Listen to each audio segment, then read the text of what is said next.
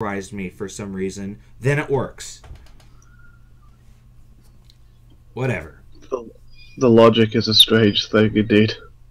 Logic is a strange fucking thing, and I still have no idea how that happened.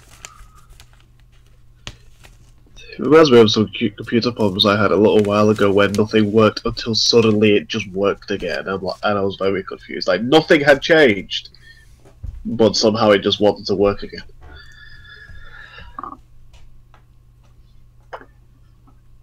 But the gaming news of the week. Okay. Automaton Games is getting ready to announce Project X, and this is one of their super kind of out there projects. Now these guys made a game called Deceit earlier, and it's basically a take on Dead by Daylight, only there's not really a chance that you can win if you're not the infected. I've watched playthroughs, and it's borderline impossible to win if you're not the infected. Kind of a huge issue in design there. This MMO is everything you can imagine. It does literally everything, and it's got a massive open world, superb character creation. Everything is dictated by the player's actions and all sorts of things that everyone dreams of. Yeah, they come out saying the same thing everyone says. Oh, 1,000 concurrent players, ultra high fidelity, photorealistic world. Bullshit and bullshit. I remember back in the day when games had different art styles to tell each other apart. Yeah, and the issue with this photorealistic fad is you're purposelessly making it harder for people to run your game while doing absolutely nothing for how fun or interesting the game actually is. Yeah, like a lot of MMO players don't even have that great PCs. Yeah, the majority of people don't have good computers, and when you come out with your game and go, oh, 1,000 people in this giant photorealistic world, they're going to realize that it doesn't matter because they're going to have their graphics turned to super low anyway, just to run your game. Yeah, they might not even work even then. They might still have massive issues. So it's like, well, we might as well keep playing the old MMOs because, hell, we can play them at least. It's very rare you hear a company go, oh, we're going to make this really beautiful looking world, but we're also going to make it so that those with less competent computers can actually play it too. It's very rare you hear that last sentence. And right. I think that's a bit tragic, because that takes out a lot of their audience. Well, it's due for launch in 2018, which is a very big, like, red flag, because MMOs don't come out in the middle in like that little time with no information whatsoever regarding it. Not unless they've been working their asses off in secret. Yeah, and I really doubt that because it's a small indie studio.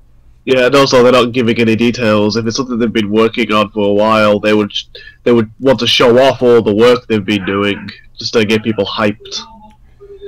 But yeah, it's not much info. In general, a really terrible move on their part. They shouldn't do it. So in-game advertising is annoying Chinese PubG players. Yes, I do know a little bit about this. When PubG got a new, I think it was a new owner, like a Chinese owner or something like that, or like they've got like a section in China now, like a building with staff. Well, yeah, they have a corporate office now in China. Yeah, and as a result, they needed to get some money because a lot of the Asian markets go with internet cafes. Yeah. and so they need advertising to get the money. And apparently the advertising got so bad, a lot of Chinese players were just abandoning the Chinese, like the servers, and going on to American servers instead, which then annoyed a lot of American players, as suddenly you've got people shouting in Chinese. Well, not only do you have people shouting in Chinese, but when one Chinese person joins an American game, all the American players' pings goes up by 20. Yeah, like, it's the Americans who then suffer, and then they get very angry and they complain.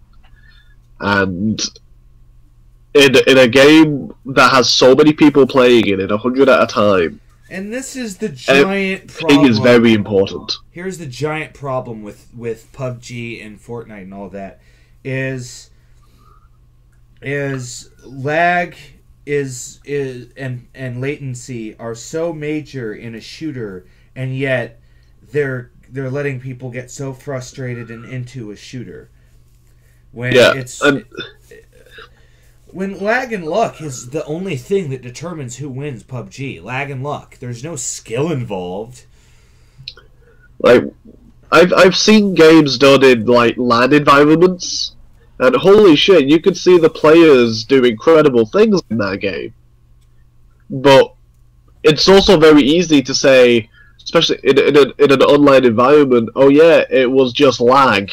Lag stopped me from shooting in the 0.3 seconds I needed to kill that guy. And that's usually why people die or get killed, is they turn a corner, they think they have time to shoot, but lag robs it away from them, and the person... Yeah, it turns out they had already been shot. And it turns out they've already been shot. So... you're always going to have that problem, and... Yeah. And up until we actually take steps to improve the internet in the world, it's not going to happen.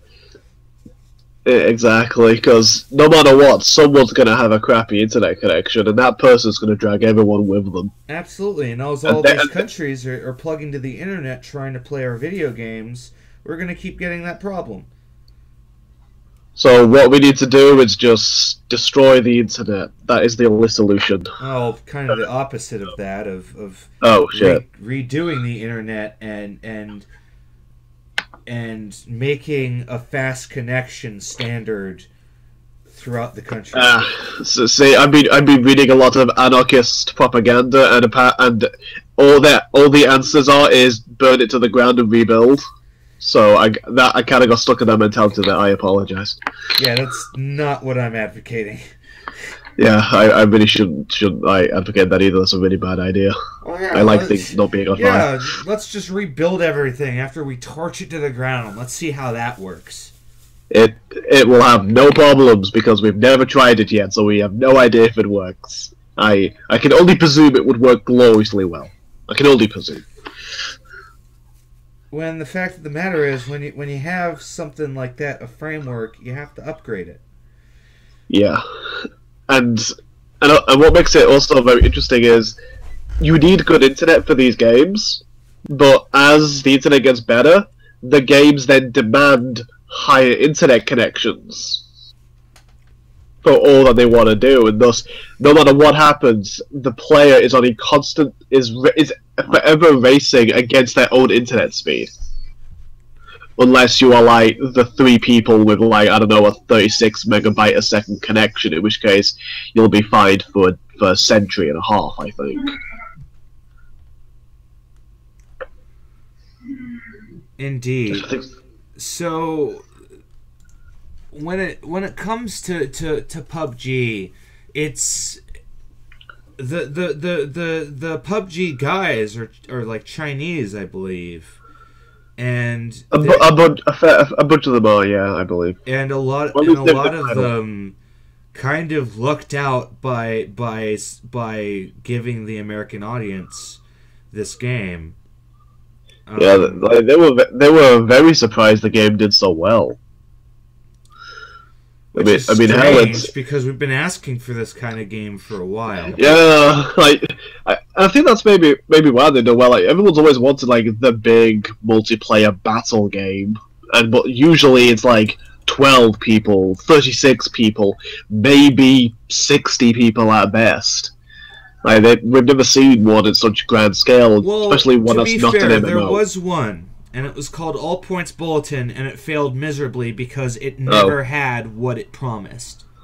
Oh, well. Because it promised 100 people in an instance. However, that never happened, and the game was purposely designed so you never knew it.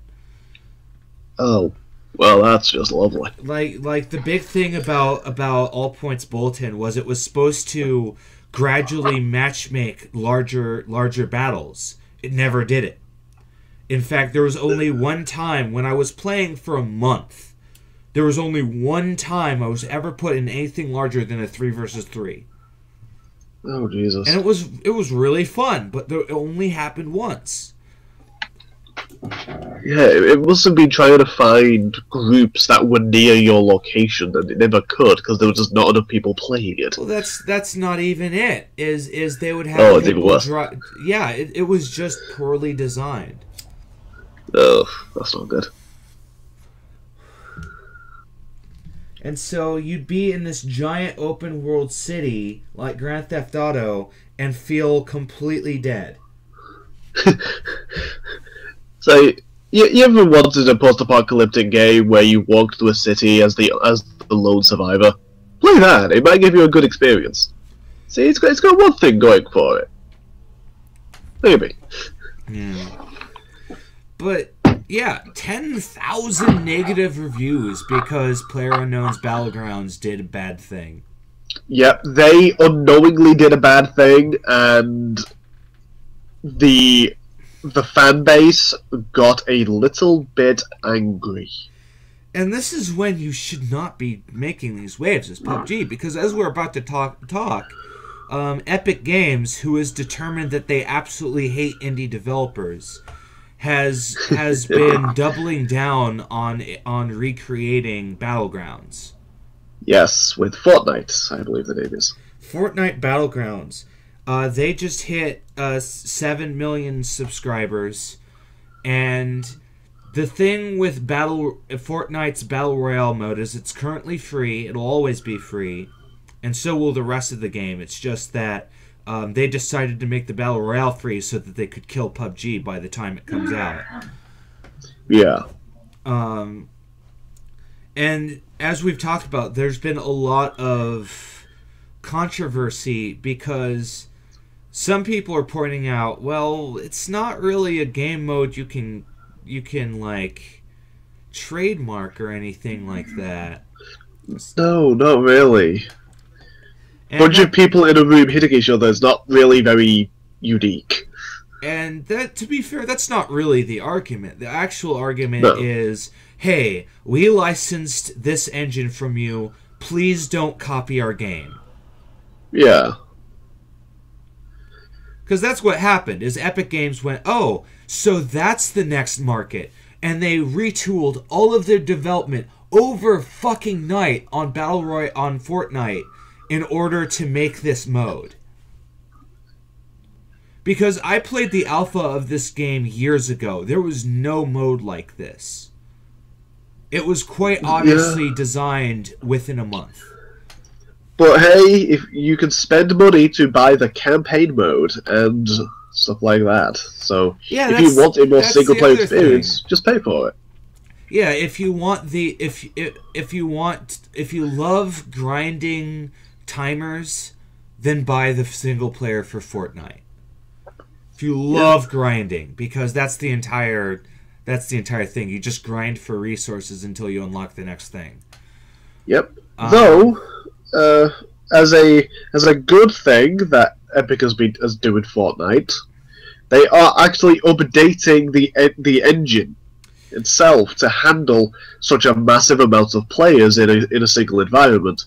Right. So hey, like games in the future using the engine will probably do a lot better. So there's that as a benefit. Yeah, they're going to be more optimized.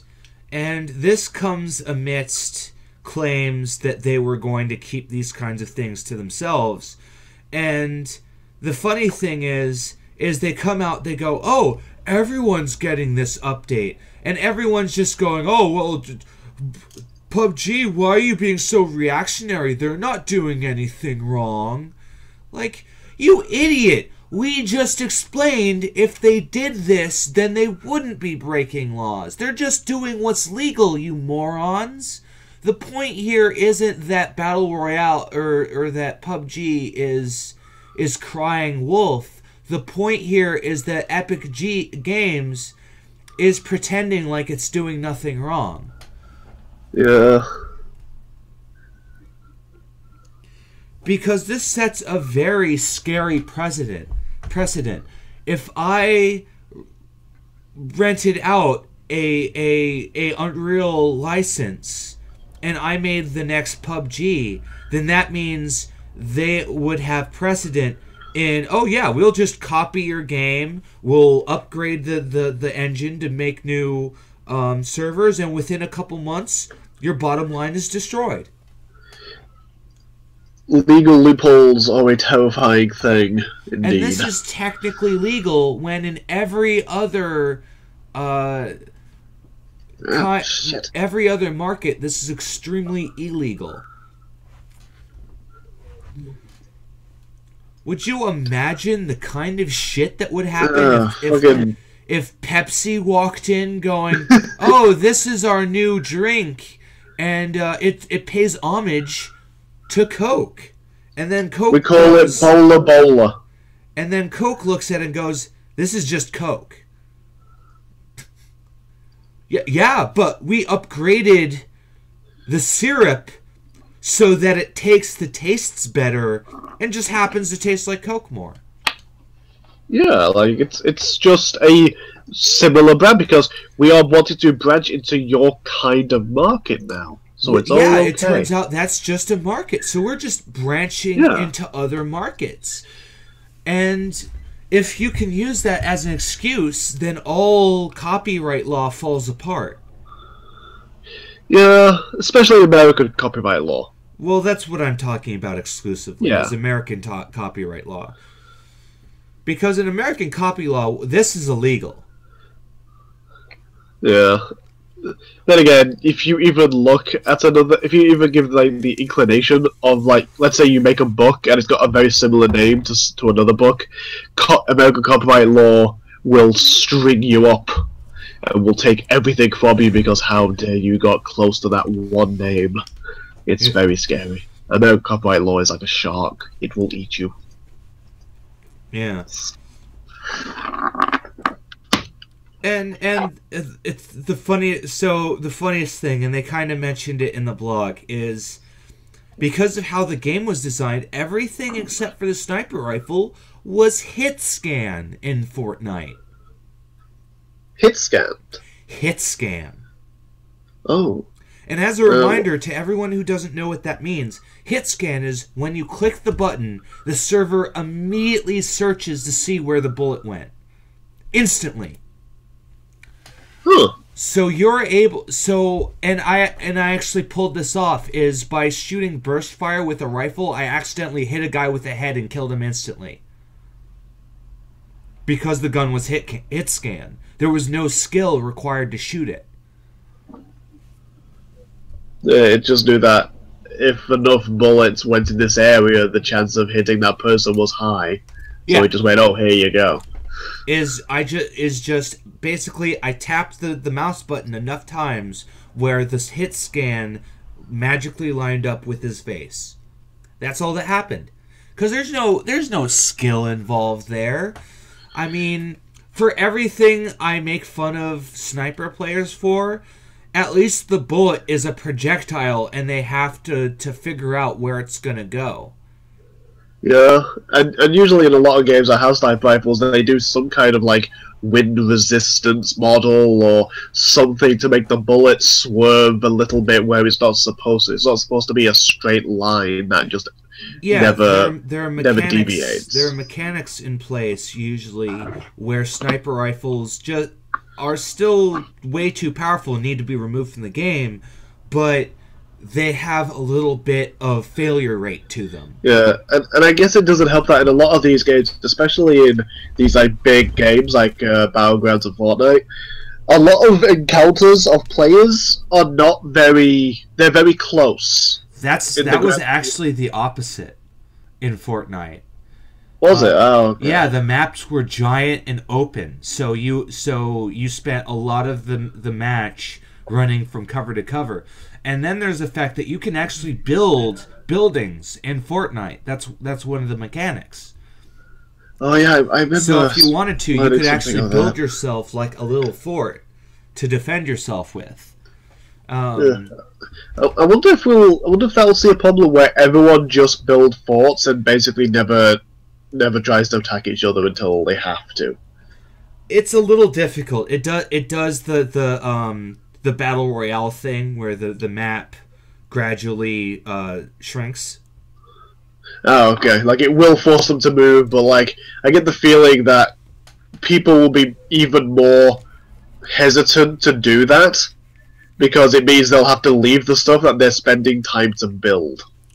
Building's actually really easy. You just hit something with with your mattock, you get the resources, then you slap it down. Oh, okay. Yeah, it's not crazy like Conan building where you need all the resources and shit. Well, you need resources, but there's only 3 of them, and you can just hold them. Oh, okay. Well, I will say I would love to see like a video of a single match of just all the buildings that were being made in one map, and just see just how crazy it got by the end. Like, I bet that is fascinating to look at. And on to answers that nobody wanted. Lovely. I love those answers the most. Is there a tier list for races? 5th edition. Now, I'm going to preempt this before I even start reading it by going, holy crap, does this guy not understand how 3rd edition is laid out? Because as far as I know, there's no level adjustment system in 5th. Not really. At least not yet. They might be down the line, but who knows? And for those that don't know what I mean by that, level adjustment is the system where you play as a just notably stronger race. Your race is just stronger, but you level up less often to make up for it. Yeah. And actually, I don't think that will happen, just because they don't really want... They want to make sure everyone gets the same experience no matter what, regardless of race. Well, yes, the reason why they avoided level adjustment so much is because they're really trying to sell the weekly D&D games that people have at gaming stores. So they don't want the headache of having to balance level adjustment. Because something that we've seen as a trend is whenever there's a random mechanic in D&D Adventures, they either remove it or they institute a fixed reward. Yeah. Because they don't want random elements in these adventures if they could help it. Yeah, it's better be something that no matter how skilled you are at D&D, from like the newbie to the veteran, it's something that you could just pick up, have it easily explained to you, and about 4 hours you get a satisfying experience. You get some fights, you get some talks, you get loot. Yeah. The last thing they need is someone bringing out their half-elven orc hybrid super samurai thief, who's also a paladin, who can basically wash out everything with his wizard spells. Yeah, like, I get the feeling that would be a bit ogres. They don't want people playing ice elementals. They don't want people playing races that you would have to logically have a far stronger character to be. Like, they want to avoid that. Yeah, and also playing a lot of monster races in itself is very suspect, just because they are deliberately overpowered because they're meant to be the bad guys. They need to stand up to the power of players. Right. Last thing you need is to give them player class levels. That just makes them, like, obscenely overpowered. Right, and that's generally how level adjustment worked, is when you picked the race, it counted as automatically getting class levels, essentially. Yeah. And it was really confusing, it was really stupid, and it wasn't worth paying attention to. But hey, people got to make the most broken shit possible, so I guess that's what counts, I guess. And so, Super Yoshi Kong writes, "We all know that being a cooperative game, tiers don't matter. But just like classes, some races are invariably more viable and useful to the party than others. For example, humans, Aarakocra and Aasimar/Tieflings are near top tier, while kobolds and minotaurs are bottom tier, as well as anyone with excessive amounts of RHD and level adjustment." I don't know what RHD means, but I want to know, how the hell is a minotaur not good? I mean, want to know that too. It's a minotaur. It's huge. It's muscle to hell. It's got horns. It's something that could easily take out heroes. Yeah, I don't get the logic there. Turn it into a paladin, and then you've got a magical minotaur who can heal itself and beat the shit out of you with magic and beat the shit out of you in general. What?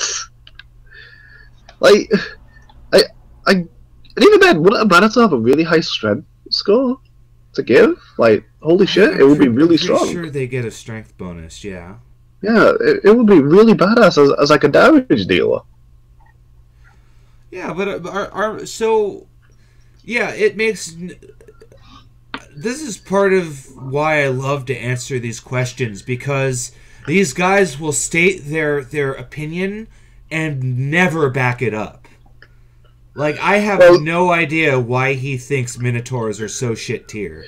Well, I guess it's also, you say opinion, they say universal truth. That's true. That's often what I find when I read these kind of things, where basically they're talking as if what they're saying is fact. Yeah, they really think that they're dealing out fact here. Because they've looked at the math, they've done the graphs, they know exactly how powerful every race is according to class level, according to HP, according to actual level. They know it all. So when they say something, they say it as fact. So this guy kind of backs himself up later. He says, "I'm looking for overall viability and usefulness. An orc may not be a good magic user due to intelligence, but he can be a warrior, barb, archer, whatever, and those classes rolls better than other races, so it should be mid-high tier in my own opinion." Oh, so he has no idea what the fuck he's talking about. Yeah, he's essentially going, versatility is the most important thing for a character race. And if so, no wonder human is superior to literally everyone, because they can just go +1 to all my stats, or they go variant human and get a free feat, which is inevitably really powerful anyway. Human will always be the superior race in that regard if they go by pure versatility, because a human can do literally anything. And I'm perfectly fine with that. It definitely beats older editions where you had to be not human to be worth a damn. Yeah, if you wanted to be a good magic user, you had to be the elf. Why? They were the only ones who could have a higher intelligence score than a human. If you wanted to be a really good paladin, you had to basically be a dwarf.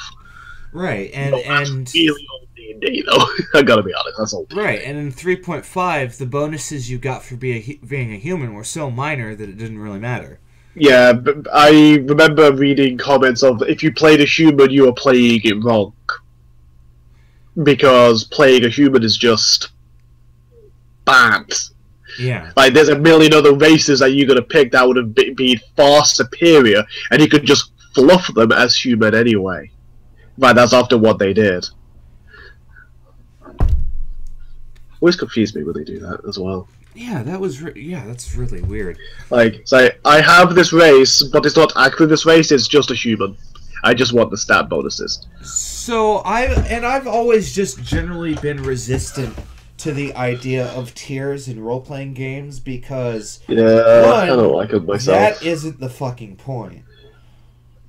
No, you're meant to have fun and have character interaction and dialogue and badass fight scenes. The moment you're comparing people by how strong they theoretically could become, it's becoming more of a chore and more of a job. Yeah. And it also really drastically lowers the kind of players and characters you'll have, because once you tier everything, then you're going to see exact clones of everyone else because they're going to obey the tier system. And that was the whole point of introducing the archetype system to replace prestige classes. Yes. And that's the other thing that confuses me to no end. Is people really miss prestige classes as if they weren't the cancer that killed 3.5. Yeah, and I remember being told by a player, I remember this very well. I wanted to make a pure wizard in 3.5. I was told that I shouldn't, and I could get kicked out of the group for even daring to, because of all the prestige classes that would have just been better. Why cripple yourself when you could just make something that has a prestige class instead? I just needed basically one level of wizard pretty much, and a bunch of other prestige classes, and bang, I got a superior version of a wizard. It was very odd. I don't get prestige classes myself. I never participated. Well, in the whole idea of the prestige classes was it was a special snowflake class that did one thing very well, and the way the XP system was in 3.5, there was no penalty for multi-classing into prestige class, but there was for a regular class. So, just like a regular class, when you prestiged, you got a special ability and special stuff. It's just, it was a special snowflake class. So, and that just opened up the floodgates for millions of people making the same 3 classes over and over again and calling them prestige class. I saw at least 100 different versions of samurai. Oh god, there was a lot of different versions of samurai, wasn't there? Ninja was the other popular one. There's 100 ninjas, 100 samurai. 100 ninja, 100 samurai. And this kind of touches on something that one of the game designers was talking about in regards to Xanathar's Guide to Everything, is that people come to the table, they say, I want to be the samurai. And for the longest time, people like me were going, well, that's just a noble-born fighter. All you have it really is. Because realistically, that literally is all it is. You are a fighter who is wealthy. You are a wealthy fighter. That is all a samurai is. But unfortunately, when you explain that to people, they go, no, that's not what I want. And we go, wait, yes it is. And so so he kind of and then this guy explains, so you would think you just tell this guy, hey, you just be a noble-born fighter, and there you go. And they go, no, that's not what I want to be. Yeah, because by not being a samurai, he doesn't get the very specific dueling rules that he wants to employ at every opportunity. Well, how the D&D guy explains it is so we had to kind of step back and think, when they say samurai, what is it they actually mean? Because it's not noble-born fighter. We figured that part out. And he says, well, when I think of a samurai, I think of someone that when all of the chips are down, they can focus all of their effort into one final attack. Like the typical samurai movie. And so that's what they've designed the new samurai archetype around, is they have a mini rage. Okay.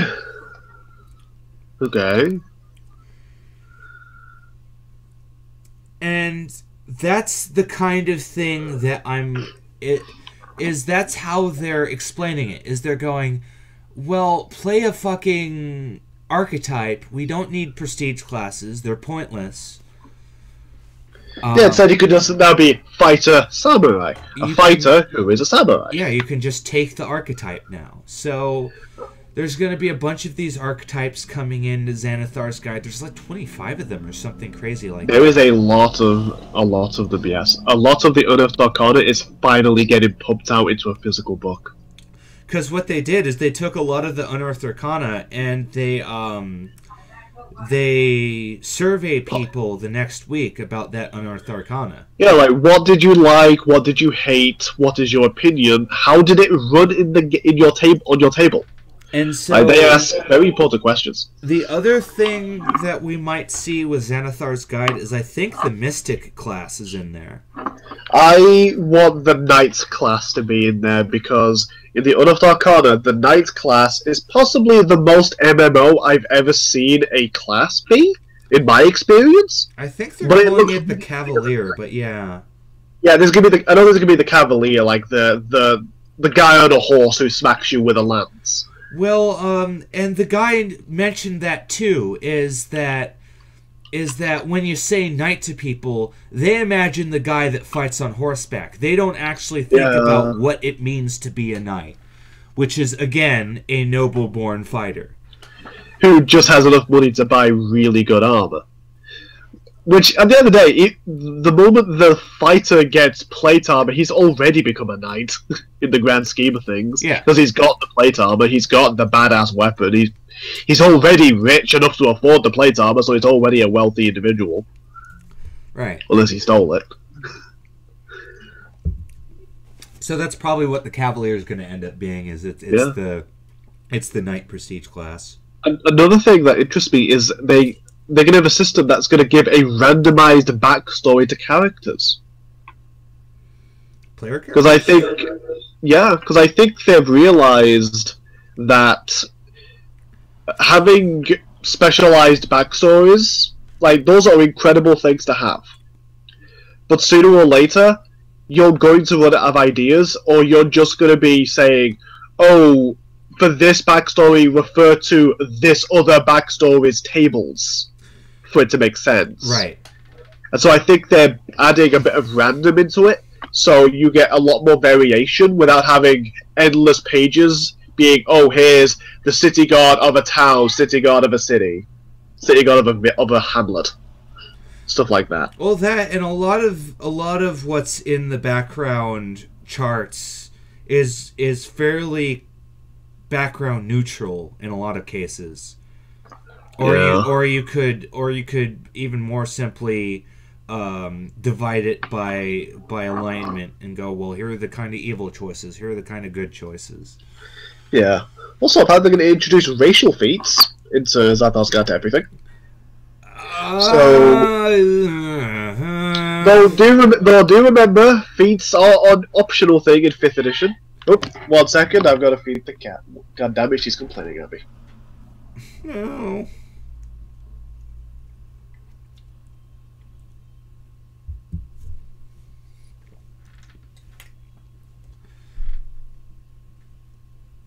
So when is Xanathar's Guide to Everything? Because I know we announced it. Oh, that's right. I did look it up. November 21st, everyone. That's when Xanathar's Guide to Everything comes out. November 21st. In Xanathar's Guide to Everything, which they did not include the back blurb on. Oh, yeah, they did. Welcome back. It says there are over 25 new subclasses for the player's handbook, including the Cavalier, the Circle of Dreams, and the Horizon Walker. Dozens of new spells, a collection of racial feats, and a system to give your character a randomized backstory. And then more tools for the Dungeon Master, because seriously, they need more. They always need more. So here's the thing, is Unearthed Arcana a long time ago had a alternate trap system where you built the traps like monsters. Yeah. I really hope they put that in there. I'm sure that's what they're putting in there. Well. But I hope they put that in there because I'm really eager to see how they changed it from the last time I used it. Actually, they have a variety of tools that provide Dungeon Masters fresh ways to use traps, magic items, downtime activities, and more. Yes. Even though they say use traps, I think they also mean to make them too. Because there's not a lot of traps in them. By use traps, they probably mean placing them and using them in the game world. Yeah, probably, yeah. I admit I'm a bit optimistic in that regard. I can't wait for the book. Well, this is the Unearthed Arcana book, so it's very likely that they're going to retool the Unearthed Arcana for it. Yeah, I just want it really badly. I do too. It's coming out next month on the 21st. Too long. Too fucking long. And it's going to be a great book. In general, 5th edition has been really good in its releases because they finally learned quality over quantity. Yes, and it has done them incredibly well, as people are finally praising D&D instead of condemning it. It turns out all you had to do to be good guy wizards is to not be a dick. It is a lesson that is very difficult for companies to learn, actually. Like, it is surprisingly difficult. If only EA would ever realize this. But I think they've gone too far down the hole to ever see the light again, so oh well. And the great thing is this all slightly revolves around the question that I still have up, is tiering. It's not worth paying attention to. Especially not really.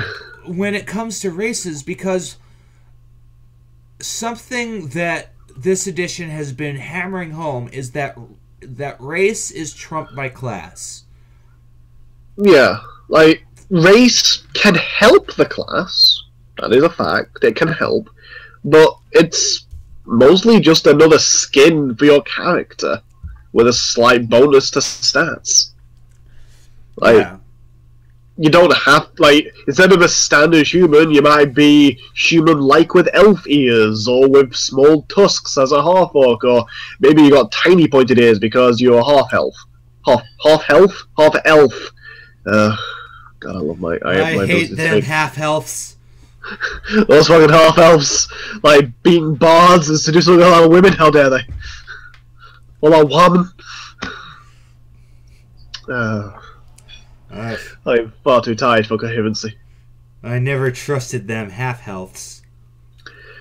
Like, go get yourself some healing, you fucking bum.